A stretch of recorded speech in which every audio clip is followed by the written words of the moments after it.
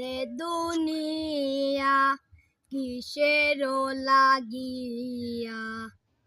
এত যত্নে গড়ায়াছেন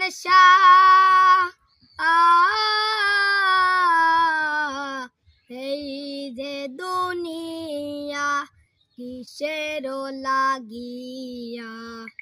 এত যত্নে গড়ায়াছেন